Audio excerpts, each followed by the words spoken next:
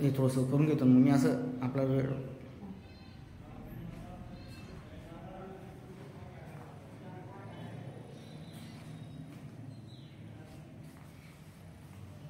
बोला.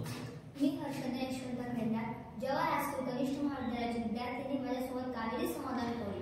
मी आज आत्मनिर्भर भारत म्हणजेच टाकाऊ वस्तूपासून टिकाऊ वस्तू बनवणे या संकल्पनामध्ये सहभागी होऊन माझे मत व्यक्त करत आहे. आत्मनिर्भर भारत म्हणजे देशाने प्रगतीच्या दिशेने वाटचाल करणे. आपण विविध टाकाऊ वस्तूपासून टिकाऊ वस्तू बनवू शकतो आणि आत्मनिर्भर भारत म्हणजे स्वावलंबन व शाश्वत प्राप्त करणे होय. आणि देशातील अनेक उद्योगांमध्ये वाढ करणे व स्वदेशी वस्तूंवर अवलंबित करणे हा आत्मनिर्भर भारताचा एक महत्त्वाचा भाग आहे. त्यासाठी आपण टाकाऊ वस्तूपासून टिकाऊ वस्तू बनवणे गरजेचे आहे. त्याचे उद्दिष्ट असे आहे की आपण नागरिकांमध्ये विद्यार्थ्यांमध्ये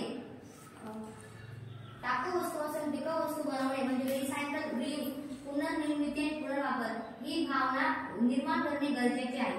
पर्यावरणाला सहाय्यक असं वातावरण निर्माण करणं आवश्यक आहे आणि टाकाऊ वस्तूपासून टिकाऊ वस्तू बनवून आकर्षक वस्तू बनवून स्वावलंबन प्राप्त करणे गरजेचे आहे. आपण फॅक्टऱ्यांमध्ये उद्योगधंद्यांमध्ये विविध अप्रदूषित पदार्थ बाहेर येत असतात जसे की प्लास्टिक, बॉटल्स, बॅग्स इत्यादी. त्यांना फेकून न देता त्यांचा पुनर्वापर करणे गरजेचे आहे. याच्या उद्देशाने आपण आपल्या देशासाठी काहीतरी एक महत्त्वाचं पाऊल उचलू शकतो. आणि टाकाऊ ही संकल्पनेतून आम्ही आमच्या शाळेत सुंदर असे आकाशकंदील बनवले आहे. हा कागद अवेस्ट आहे आणि याचा उपयोग करून आम्ही काहीतरी आकाशकंदील बनवले आहेत.